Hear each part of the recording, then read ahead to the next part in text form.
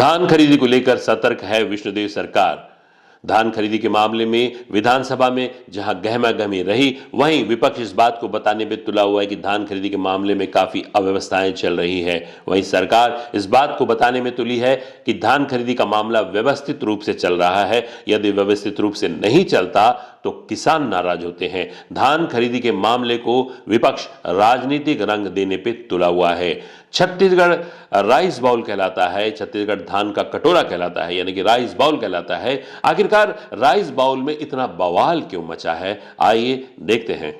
नमस्कार दोस्तों, मैं हूं श्रीधर राव। आप देख रहे हैं नेताजी डॉट लाइव। जैसा कि आप जानते हैं कि नेताजी डॉट लाइव के जरिए हम आपके पसंदीदा नेताओं के दिए गए वक्तव्य भाषण आप तक पहुंचाने की कोशिश करते हैं, वो भी असंपादित। और कभी कभी हम उन गंभीर विषयों में भी चर्चा करते हैं, उन गंभीर विषयों को भी आप तक पहुंचाने की कोशिश करते हैं जिसका सीधा सीधा सरोकार आपसे होता है, आपके विकास से होता है, आपके जीवन शैली से होता है। और यही एक मुद्दा है आज का, धान खरीदी, यानी कि किसानों की साल भर किए गए मेहनत को सरकार धान के रूप में जब खरीदती है और उसमें जब विसंगतियां आती है या उसमें काफी सहूलियत होती है, इन तमाम विषयों को लेकर हम आपके पास पहुंचते हैं ये बताने के लिए आखिरकार वास्तविकता में हो क्या रहा है। धान का कटोरे यानी कि राइस बाउल कहे जाने वाले राज्य छत्तीसगढ़ में धान के जरिए अगर सरकार बनती भी है तो सरकारें उखड़ती भी है। भाजपा ने राज्य में 15 साल राज किया तो इसका कारण प्रदेश के किसानों से समर्थन मूल्य से अधिक मूल्य पर बोनस देकर आर्थिक सुरक्षा देना था। भाजपा ने राज्य में सरकार बनाने की हैट्रिक लगाई तो कारण किसानों को खुशी में रखना था। भाजपा सरकार के तीसरे कार्यकाल में केंद्र ने 2 साल बोनस पर रोक लगाई। ये वादा खिलाफी की श्रेणी में आता था। कांग्रेस ने इसको अवसर बनाया और इसका लाभ कांग्रेस को मिला। कांग्रेस ने 2,500 रुपए क्विंटल में धान खरीदी का वचन दिया। भूपेश बघेल की सरकार ने 5 साल तक वादा निभाया। समर्थन मूल्य से अधिक राशि को राजीव गांधी के नाम पर किसानों को दिया।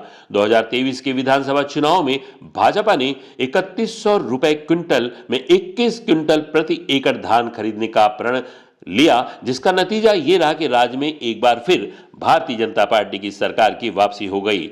छत्तीसगढ़ में बनने वाली हर सरकार के लिए धान खरीदी एक चुनौती है।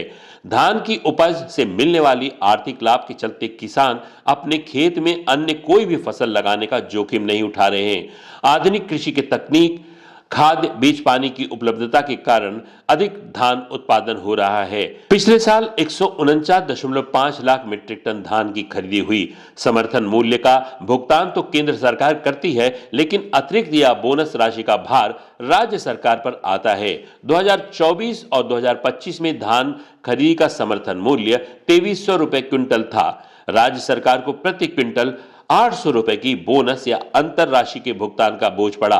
2024-25 में छत्तीसगढ़ में 4600 करोड़ रुपए का भुगतान किसानों को किया गया। इस राशि में 1200 करोड़ रुपए का भुगतान राज्य सरकार के द्वारा किया गया।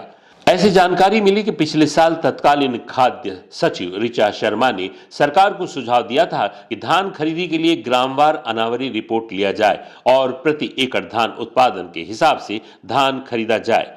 सरकार के पहले ही साल धान खरीदी के चलते ये योजना प्रभावशाली नहीं हो सकी, लेकिन इस साल धान खरीदी हाई अलर्ट पे है। धान खरीदी से पहले ही खेतों का भौतिक सत्यापन कराया जा चुका है, जिसके चलते प्रति एकड़ अधिकतम 21 क्विंटल धान के बजाय जितना धान वास्तव में औसत परीक्षण में प्राप्त हो रहा है, उसी के आधार पर खरीदी की जा रही है। जाहिर है कि जब समर्थन मूल्य से पिछले साल 800 रुपए और इस साल 761 रुपए प्रति क्विंटल का लाभ मिलेगा तो अवसरवादी लोग अवैध फायदा उठाएंगे। प्रदेश में सहकारी समिति के माध्यम से धान खरीदी होती है। ऐसे किसान जिनकी जमीन में 21 क्विंटल से कम धान होता है, उन्हें अंतर की धान मात्रा दिलाने के लिए प्रदेश में बहुत बड़ा धान माफिया काम करता है। दिगर राज्यों सहित गर्मी के सीजन में ही उपजाए गए धान को एडजस्ट किया जाता है। इस कार्य को कुछ राइस मिलर्स और दिगर राज्यों से धान मंगाकर अनुचित लाभ उठाने की कोशिश की जाती है। माना जाता है कि लक्ष्य से लगभग 30% धान अवैध रूप से खपाया जाता रहा है। इस बार पिछले साल की तुलना में अवैध रूप से आने वाले 25 लाख मीट्रिक टन धान को रोकने के लिए पूरा प्रशासन सक्रिय है। प्रदेश के सारे अंतरराज्यीय सीमा के सभी प्रवेश मार्ग पर अवैध धान को रोकने के लिए युद्ध स्तर पर चौकसी लगा दी गई है। धान के सभी केंद्रों पर राजस्व, खाद्य और मंडी के उड़नदस्ता सहित आधुनिक तकनीक से टोकन दिया जाने की व्यवस्था की जा रही है। मुख्यमंत्री विष्णुदेव साय ने मुख्यमंत्री कार्यालय में राज्य स्तरीय मॉनिटरिंग टीम का दायित्व संभालते हुए सभी जिले के कलेक्टर, मार्कफेड, सहकारिता, खाद्य विभाग सहित कृषि उपज मंडी के जिला स्तर के अधिकारियों से सीधे संपर्क बनाकर सुपरविजन किया जा रहा है। प्रदेश में खरीदी गई धान की मात्रा से भारत सरकार 71 लाख मीट्रिक टन धान अपने उपयोग के लिए लेती है। शेष धान का निराकरण राज्य सरकार को खुद के पीडीएस के लिए उपयोग किए जाने की मात्रा के बाद बचा हुआ धान ही सबसे बड़ी समस्या होती है। कांग्रेस ने राइस मिलर्स को कस्टम मिलिंग के लिए 120 रुपए क्विंटल देने का निर्णय लिया था। इसके चलते धान का उठाव समय सीमा पर हो जाता था। वर्तमान में कस्टम मिलिंग राशि 60 रुपए प्रति क्विंटल कर दी गई है, जिससे चलते राइस मिलर्स धान उठाव कार्य में तेजी नहीं दिखा रहे हैं। धान का उठाव एफसीआई और नागरिक आपूर्ति निगम के गोदामों में जगह की उपलब्धता पर भी निर्भर करता है। इस कार्य में रेलवे द्वारा रैक उपलब्ध कराने की सबसे बड़ी समस्या से राज्य सरकार को परेशानी झेलना पड़ता है। मार्च तक धान के उठाव न होने पर गर्मी में वजन की कमी और जून माह के बाद धान के खुले में होने पर बारिश के भीगने का खतरा भी होता है। इसके चलते धान के वजन में कमी हो जाती है। इन्हीं संभावित नुकसानों को बचाने के लिए अवैध धान के परिवहन, खरीदी पर रोक लगाने का भगीरथ विष्णुदेव सरकार के द्वारा प्रयास किया जा रहा है। ये तो थी धान खरीदी की वास्तविकता, वो आंकड़े और वो तमाम बातें जो धान खरीदी से संबंधित है। वास्तव में देखा जाए तो आम आदमी का इससे कोई सरोकार नहीं होता, लेकिन एक बहुत बड़ा मुद्दा होता है धान खरीदी।